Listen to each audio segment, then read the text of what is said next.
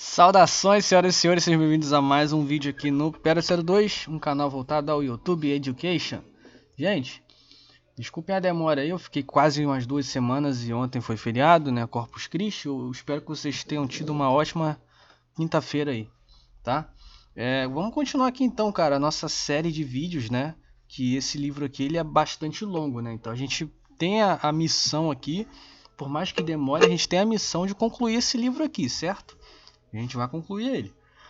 Eu ainda não gravei a parte em que eu resolvo esses exercícios aqui, tá? Eu já resolvi esse daqui de cima. Foi esse aqui de cima? Ou foi esse aqui? Agora eu não lembro. Enfim, teve um desses dois aqui que eu tinha resolvido, tá? E eu não cheguei a gravar não. Só resolvi. Não cheguei a gravar a aula não. Mas aqui usa conceitos de cálculo, tá? Cálculo 1 da matemática. Mas dá para resolver tranquilamente. Aqui já é integral, ó. Também dá para resolver tranquilamente, tá? Depois eu vou fazer um vídeo. Foi o de cima que eu tinha gravado. Foi o de cima. Gravado não, tinha resolvido. E eu vou gravar para vocês, tá? Fiquem tranquilos quanto a isso. Quem tiver curiosidade aí, vai ser um vídeo à parte, separado ali. Eu vou sempre fazer esses vídeos assim à parte, quando for algum tema mais complicadinho. Então vamos explicar tensão, né, cara? Tensão hoje, né, vai ser o tema aí. Conforme explicado anteriormente, para deslocar o elétron em um condutor a determinado sentido é necessário algum trabalho ou transferência de energia. Esse trabalho é realizado por uma força eletromotriz ou FEM, né? Força eletromotriz externa, né? Representado pela bateria na figura 1.3. Cadê a figura 1.3? Não, cadê? Não sei, cadê a figura 1.3? Cadê ela? Ué, gente, cadê? Enfim, é uma bateria, tá? Uma bateria. Corta aqui para a tela para mim, produção. Corta para a tela principal, isso. Aqui é o seguinte. Aqui, gente, deixa eu aumentar a borracha aqui.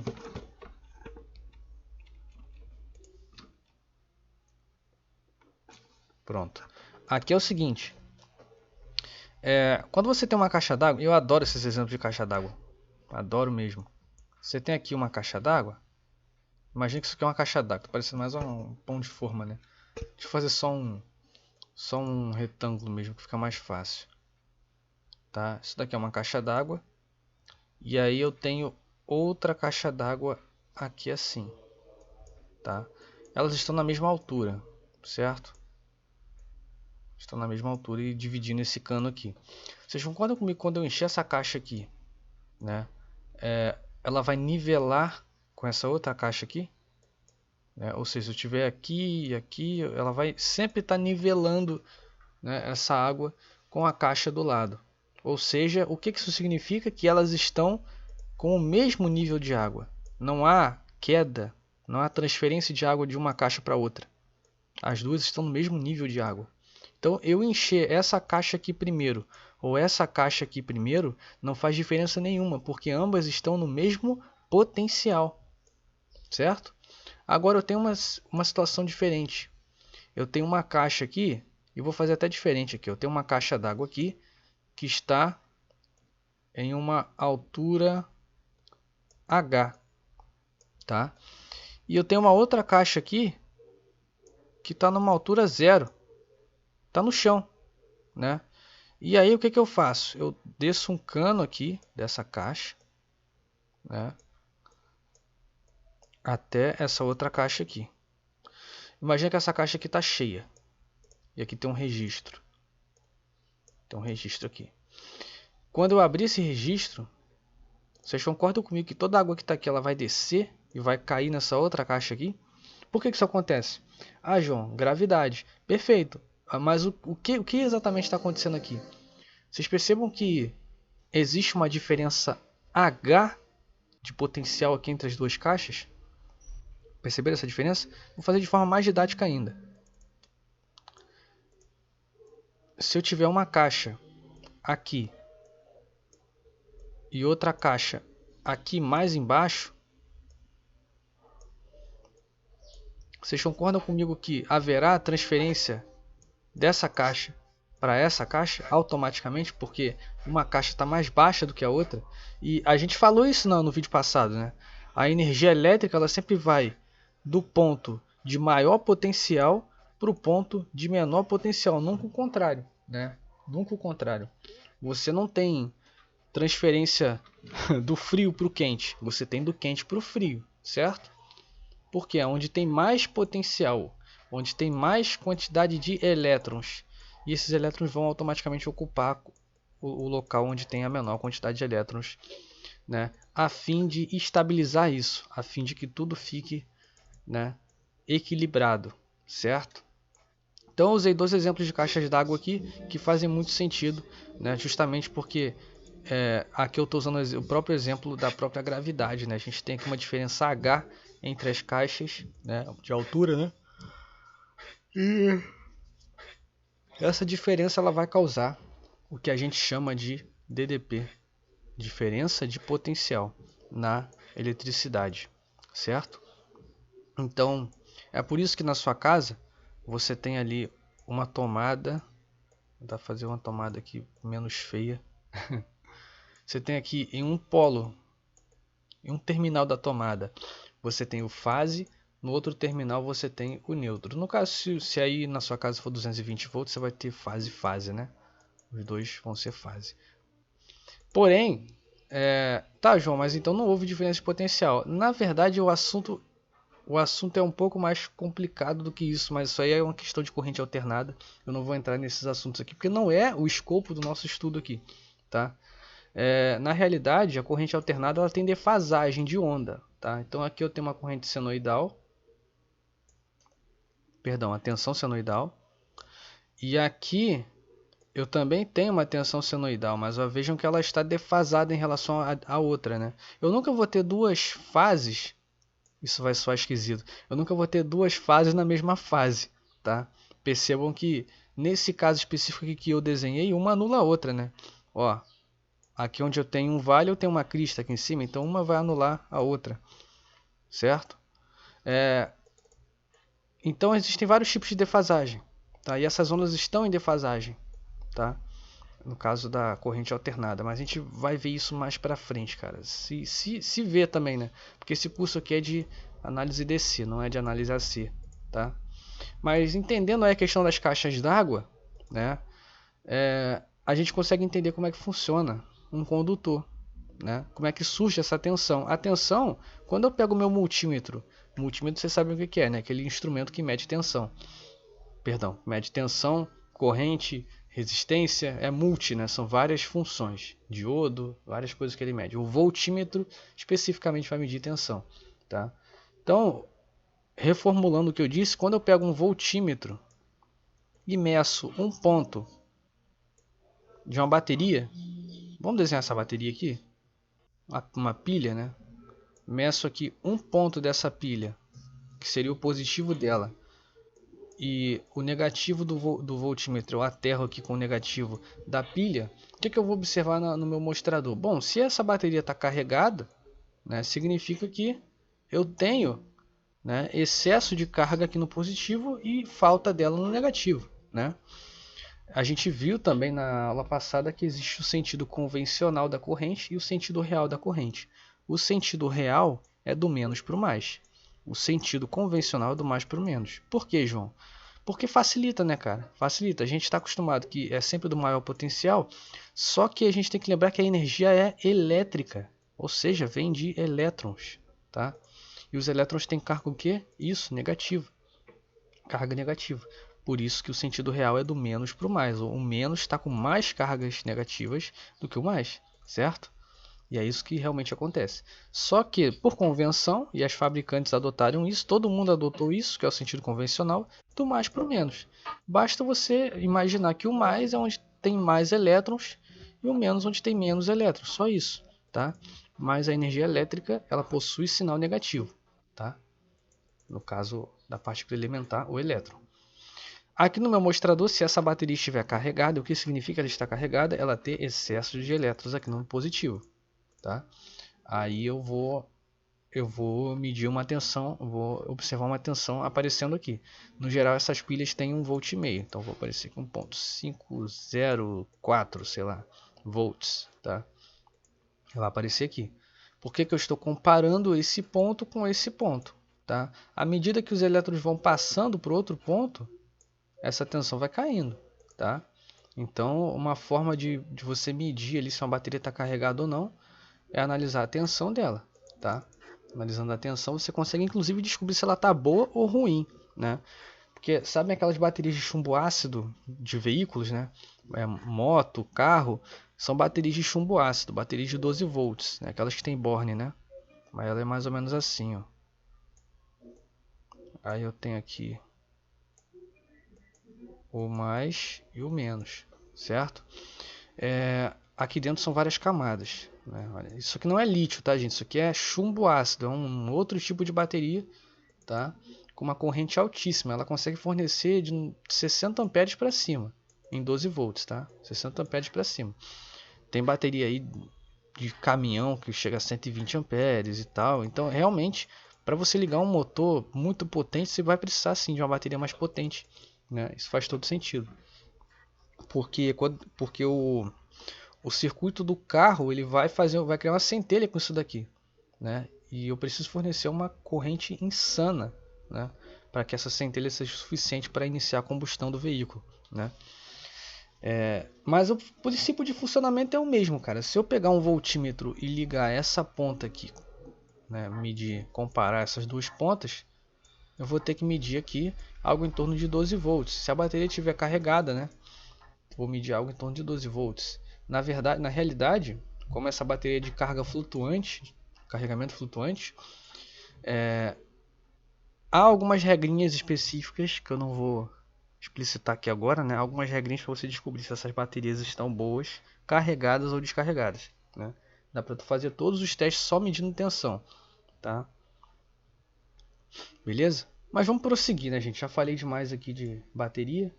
Vamos prosseguir e voltar aqui para o nosso livrinho, certo? Essa força eletromotriz também é conhecida como tensão ou diferença de potencial, que eu acabei de falar, né? A tensão entre dois terminais VAB, né? Entre dois pontos A e B, em um terminal elétrico é a energia ou trabalho necessária para deslocar uma carga unitária de A para B matematicamente, tá? Então aqui ele tem mostra aqui uma equação de equivalência, né? A derivada de W sobre a derivada de Q, onde W é a energia em joules, né? E Q é a carga em coulombs. Então a tensão VAB, simplesmente V, é medida em volts, né? O nome dado em homenagem ao físico italiano Alessandro Antonio Volta, né? Que inventou a primeira pilha voltaica. Aí a partir da equação 1.3 fica evidente que 1 volt é igual a 1 joule por coulomb, que é igual a 1 newton metro coulomb, certo? Aí tá aqui um pouco da história do Alessandro Volta, se não me engano eu já falei dele, né? Aí aqui, ó, conceito importante: tensão ou diferença de potencial é a energia necessária para deslocar uma carga unitária através de um elemento medido em volts, tá? Então, já trouxe uma outra abordagem, uma abordagem diferente, mas é praticamente a mesma ideia, tá, gente? É a mesma ideia, tá? Aqui ele está falando de energia necessária para deslocar uma carga unitária, uma só carga de um ponto até o outro, das duas extremidades, tá? Porque a corrente ela faz isso, ela atravessa todo o extremo ali, certo? Então a figura 1.6 mostra a tensão através de um elemento representado por um bloco conectado aos pontos A e B. Isso aqui é um resistor, tá? E aqui ele está mostrando o sentido. O sentido vai assim, ó, do mais para o menos.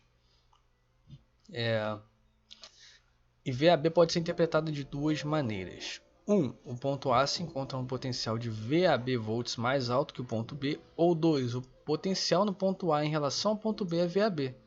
Segue logicamente que em geral, aqui ó, a gente equaciona dessa forma, tá? A gente equaciona assim dessa forma mesmo. A gente vai ver depois nas análises, né, de circuitos com as leis de Kirchhoff, tá? Na figura 1.7 temos duas representações da mesma tensão. Aqui, ó. 9 volts, menos 9 volts. Porque tudo depende da forma como você colocou o seu multímetro ali, cara, o seu voltímetro, né? Eu medi menos 9 aqui ou 9, vai depender da forma como eu coloquei o multímetro. Se eu invertir as ponteiras, então ele vai me inverter o valor, tá? Por exemplo, o ponto A se encontra mais 9 volts acima do ponto B na figura, aqui na figura A, né? Nessa figura aqui, tá? Na figura B, o ponto B se encontra menos 9 volts acima do ponto A. Podemos dizer que na figura 1.7a existe uma queda de tensão de 9 volts de A para B, ou de forma equivalente, uma elevação de tensão de B para A. Né? Em outras palavras, uma queda de tensão de A para B é equivalente a uma elevação de tensão de B para A. Tá? Então, é só uma questão de perspectiva. Corrente e tensão são as duas variáveis básicas em circuitos elétricos. Perfeito.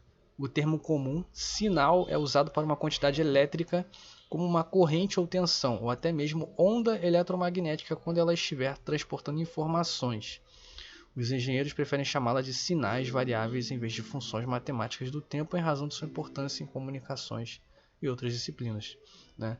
Assim como a corrente elétrica, uma tensão constante é denominada tensão CC, da corrente contínua, e é representada por Vzão, enquanto uma tensão que varia com o tempo, com uma forma senoidal, é chamada tensão CA, corrente alternada, e é representada por Vzinho, V minúsculo. Né?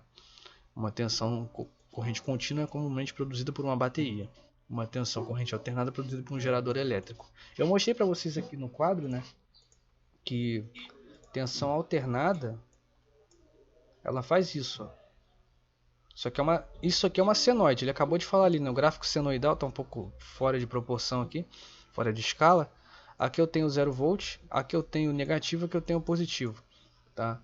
Então isso aqui é um gráfico de tensão pelo tempo, tá? Percebam que a tensão, ora ela é positiva, ora ela é negativa, ora ela é zero, tá? Perfeito? Então é isso. Enquanto que a tensão contínua, percebam o pulo do gato aqui. Eu quero que vocês me respondam. Isso daqui é contínua? É contínua. Aqui, ó. Ela não ficou abaixo do 0 volt, ela não ficou negativa, ela continuou positiva o tempo todo. Ela está variando. Isso aqui é o que a gente chama de corrente contínua pulsante, cara. Pulsante, tá? A gente vai estudar isso mais adiante, tá? Mas isso aqui existe, tá? No mundo real. Não é invenção da minha cabeça, tá? Mas também é contínua. Também é contínua, tá? Vou contar quantas vezes eu bocejei nesse vídeo, cara. Tá maluco. Tenha em mente que corrente elétrica passa sempre através de um elemento. Já a tensão elétrica é sempre sobre os terminais do elemento ou entre dois pontos. Isso aqui é interessante, né? Porque a corrente ela vai se subdividir. A gente vai ver isso em análise depois, tá? O livro está adiantando muito aqui. Potência e energia. Embora corrente e tensão sejam as duas variáveis básicas em um circuito elétrico, elas sozinhas não são suficientes. Na prática, precisamos saber quanta potência um dispositivo elétrico é capaz de manipular. E aqui ele dá. Considere, por exemplo, uma lâmpada de 100 watts que fornece mais luz que uma de 60 watts. Watts, né? Correto é watts, tá, gente? Ou mesmo quando pagamos nossas contas de luz, as fornecedoras em que estamos pagando pela energia elétrica consumida ao longo de certo período. Portanto, os cálculos de potência e energia são importantes na análise de circuitos. Para relacionar potência e energia a tensão e corrente, lembramos da física que potência é a velocidade com que se consome ou se absorve energia medida em watts. Tá? Eu achei essa definição muito simplista, mas tudo bem. Escrevemos essa relação como potência, né, vai ser igual a derivada de W, que é a energia em joules, e T, o tempo, né, a derivada de W em relação a T, né, o tempo em segundos. Deixa eu ver aqui.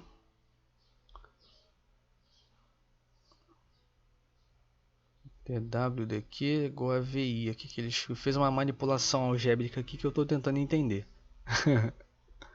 Estou tentando compreender aqui. Enfim. Ok. Tá, isso aqui a gente vai ver depois na questão do cálculo, certo? Então a potência Pzinho é igual ao produto da tensão pela corrente, tá? Uma quantidade variável com o tempo é denominada potência instantânea, tá? Portanto, a potência absorvida ou fornecida por um elemento é o produto da tensão no elemento pela corrente através dele. Se a potência tem um sinal positivo, ela está sendo fornecida para o elemento ou absorvida por ele. Em contrapartida, se a potência tiver um sinal negativo, a potência está sendo fornecida pelo elemento. Mas como saber quando a potência é um sinal positivo ou negativo? Atenção aqui, galera, isso aqui é relevante, hein? O sentido da corrente e a polaridade da tensão desempenham um papel fundamental na determinação do sinal da potência. É importante, portanto, prestar atenção na relação entre corrente I e tensão V na figura 1.8. Né? A polaridade da tensão e o sentido da corrente devem estar de acordo com aquelas mostradas na figura 1.8a. Dessa forma aqui, olha o sentido da corrente, a seta que indica do mais para o menos. Tá? Olha aqui, ó. A outra abordagem, ó, a seta saindo do componente, ó, do menos para o mais. Aí aqui eu fico com menos VI, aqui com mais VI, certo? De modo que a potência tem um sinal positivo. Isso é conhecido como convenção de sinal passivo. Ó. Pela convenção de sinal passivo, a corrente entra pela polaridade positiva da tensão, né, aqui. Nesse caso, P igual a mais VI ou VI maior que zero. Implica que o elemento está absorvendo potência. Só olhar o sentido da seta, cara. A seta está entrando no componente, está absorvendo potência. Entretanto, se P for igual a menos VI ou VI negativo, como na figura 1.8b, o elemento está liberando ou fornecendo potência. Faz todo sentido, a seta saindo, né? Tudo a ver. Ai, meu Deus. A conversão de sinal passivo é realizada quando a corrente entra pelo terminal positivo de um elemento, né, e P positivo. Se a corrente entra pelo terminal negativo, né, P vai ser negativo, vai ser menor que zero. Quando os sentidos da tensão e da corrente estiverem de acordo com a figura 1.8b, temos a convenção do sinal ativo e P. Isso é igual a mais VI. Certo? A menos que dito o contrário, seguiremos a convenção de sinal passivo ao longo do livro. Né? Por exemplo, o elemento em ambos os círculos da figura tem a absorção de potência mais 12 watts, pois uma corrente positiva entra pelo terminal positivo em ambos os casos. Entretanto, na figura 1.10, o elemento está fornecendo potência de mais 12 watts, pois uma corrente positiva entra pelo terminal negativo. Obviamente, uma absorção de potência de menos 12 watts equivale a um fornecimento de potência de mais 12 watts em geral. Repetindo, né? Perspectiva. Aqui, ó, absorção e geração. Que, aliás, na realidade, né, são a mesma coisa com o sinal trocado. Na realidade, a lei da conservação da energia tem de ser obedecida, né, em qualquer circuito elétrico. Por essa razão, a soma algébrica da potência em um circuito a qualquer instante de tempo deve ser zero. Tá? Soma algébrica da potência. Tá? Dois casos de um elemento com absorção de potência. Né? Aqui o Pzinho 4 vezes 6 igual a 12 watts. E o B aqui 4 vezes 6 igual a 12 watts. Porque eu mudei somente as polaridades. Evidentemente o sinal vai trocar de polaridade também, mas o efeito continua sendo o mesmo, tá? A absorção de energia. Isso confirma novamente o fato de que a potência total fornecida ao circuito deve ser igual à potência total absorvida. Então a potência total fornecida tem que ser igual à potência total absorvida. Tá?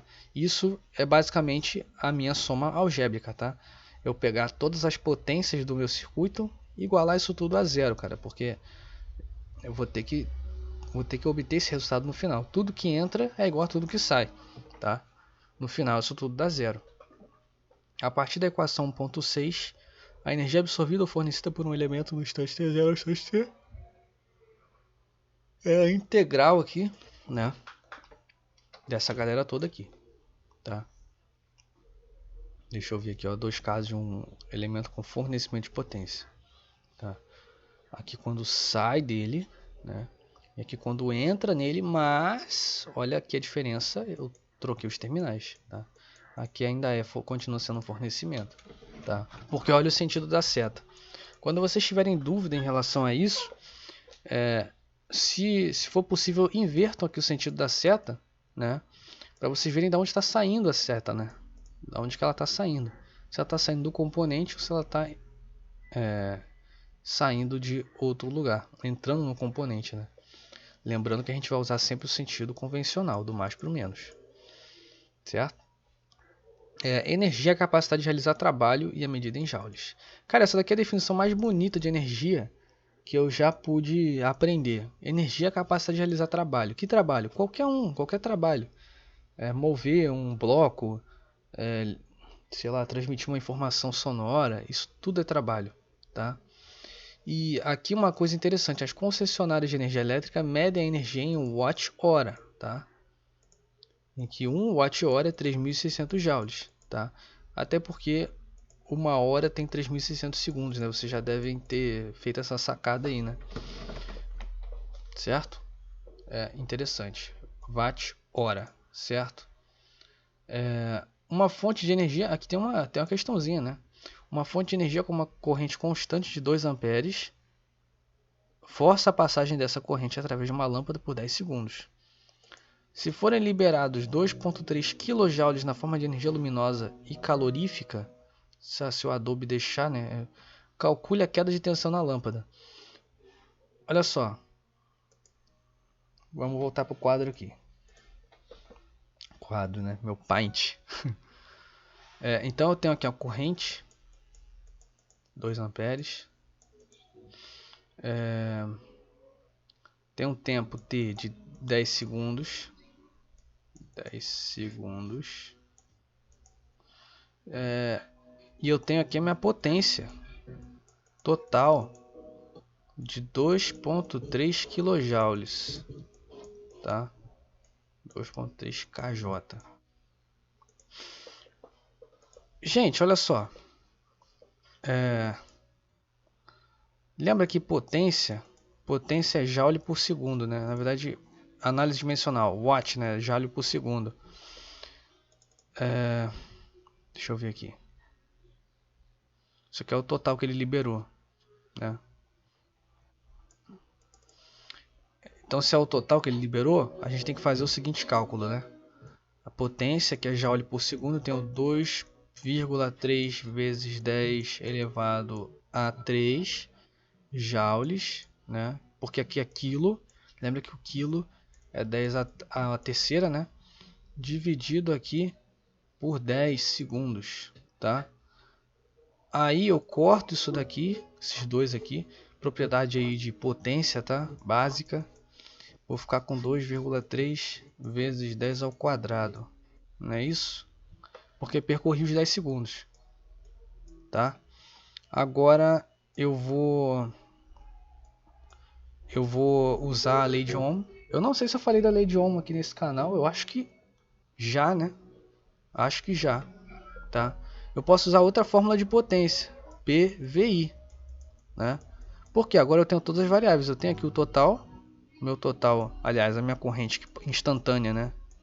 Perdão, gente, a minha potência instantânea, tô falando besteira já. Eu quero descobrir a minha tensão e eu tenho a minha corrente.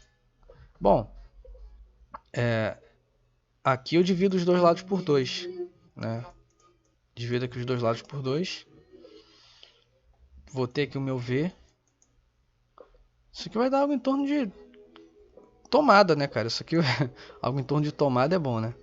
Vai ficar 2,3 vezes 10 ao quadrado dividido por 2, né? Aí tu faz essa conta aqui. Eu vou pegar 23, vou dividir por 2. Bom, 12 vezes 2 é 24. 11 vezes 2 é 22. Aqui vai ter resto 1, desce o 0,5. Eu vou ter algo em torno de 11,5. Caramba, perdão, gente. 1,15. Olha como é que é importante, hein? 1,15 vezes 10 ao quadrado, tá?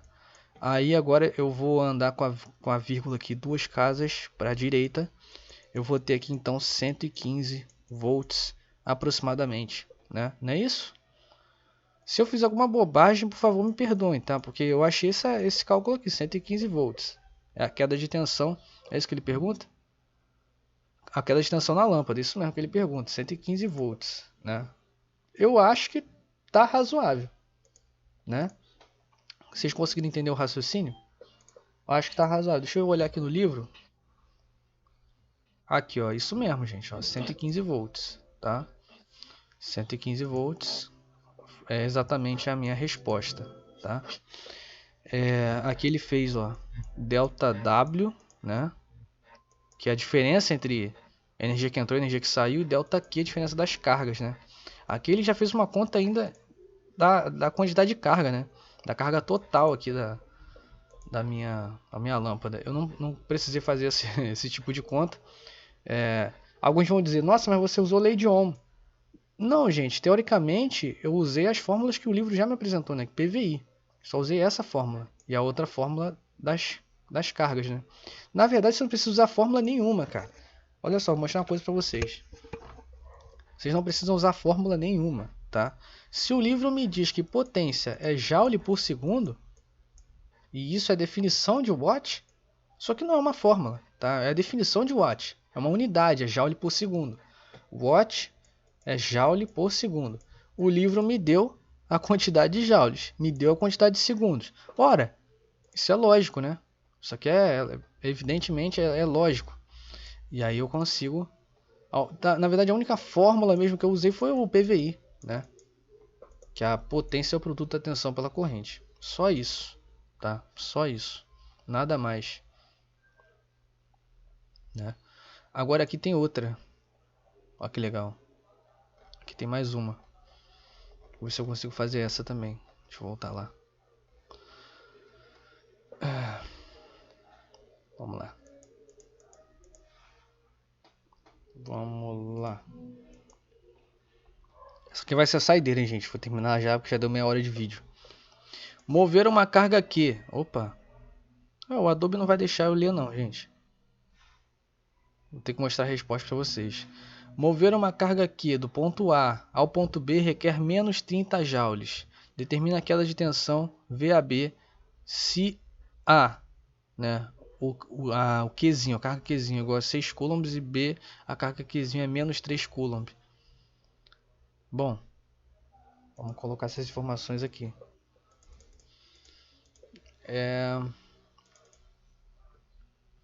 Menos 30 joules é a quantidade de energia que eu preciso, né, para fazer essa...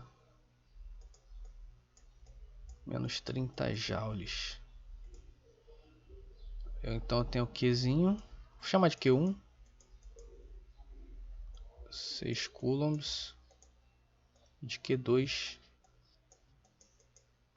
Menos 3 coulombs.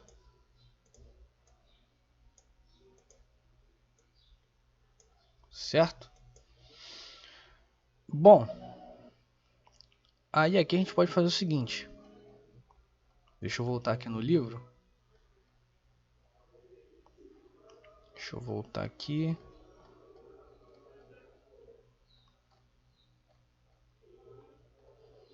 Papá. Beleza. Aqui, gente... Ah, não. Perdão. Ele não está relacionando essas cargas não, tá? Ele está fazendo um aqui para Q1. E a mesma situação para Q2, tá? Ele não está relacionando as cargas. Que é menos 3, né? Menos 3 coulombs. Então vamos fazer para casos isolados aqui. Primeiro caso é esse caso aqui de cima, tá? E aí vocês vão usar o que? Lembra? Aqui, ó. W. Cadê o meu cursor? W sobre Q. Carga, né? Então aqui, ó. Menos 30 sobre 6. E aí tu fica, caraca. E essa divisão aí, como é que eu vou fazer, né? Bom, 6 vezes 5, 30, né? Perfeito. Ou você pode simplificar aqui, se você não lembra de cabeça, tu simplifica. Aqui fica menos 10 e aqui fica 2. Isso aqui vai dar menos 5 volts. Certo? 3 vezes 5, 30. Tá bom? Perdão, gente. Falando besteira aqui. Não, tá certo. Tá certo. 6 vezes 4, 24. Tá certo. Correto. O cara errando multiplicação, velho. Quinta série. Jesus Cristo. Continua mesmo menos 30 aqui. Agora tem uma abordagem aqui. Deixa eu voltar lá no livro onde eu estava. Tem uma abordagem aqui, tá? Ó, negativo com negativo. Olha, presta atenção aqui nessas cargas, tá? Vejam só. Ó, aqui eu tenho. Quando eu tenho um sinal, isso aqui é da matemática. Quando eu tenho um sinal aqui em cima negativo, significa que a minha fração inteira é negativa, tá? Isso daqui é equivalente a isso, que é equivalente a isso, tá? Então não importa, não interessa onde eu coloque o sinal. Posso colocar o sinal na fração inteira, posso colocar o sinal só no numerador, não faz diferença, tá? A fração inteira vai ser negativa. Agora aqui eu tenho outra abordagem. Eu estou dividindo um número negativo por outro número negativo, tá? Que na realidade o que eu estou fazendo na regra de sinais, eu estou dividindo menos por menos e multiplicando isso por 30 sobre 3. É isso que eu estou fazendo, tá? Eu acho que essas abordagens vocês nunca ouviram, né? Mas eu estou dividindo menos por menos e multiplicando o resultado dessa divisão por 30 sobre 3. Aqui, nesse caso, eu estou dividindo menos por mais e estou multiplicando esse resultado por 30 sobre 6. Tá? Aqui em cima o resultado vai continuar negativo, porque menos dividido para mais continua menos. Tá?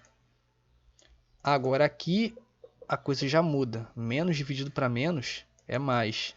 Então eu tenho mais multiplicado aqui por 30 sobre 3, que vai me dar 10 volts positivo, tá? 10 volts positivos, certo? E a explicação tá lá no livro, aqui, ó. Exatamente isso, tá? É só uma jogadinha de sinais, tá? Só uma questãozinha de sinais aí. Não tem mistério nenhum nisso, tá? Mistério nenhum, certo? É só uma questão aí de disposição dos sinais, tá bom, gente? Bom, eu vou ficando por aqui então. Esse vídeo já deu quase 40 minutos. Espero que vocês tenham feito um bom proveito dessa aula, né, cara? Quem gostar dessa série, deixa aquele like, favorita aí, cara. Salva aí na tua playlist, na tua melhor playlist pra tu ficar assistindo depois, pensando na vida, né? E é isso. Nos vemos então semana que vem. Ou nessa semana ainda, né? Quem sabe se meu ânimo estiver bom. Certo? Então, um abraço e até mais. Fui!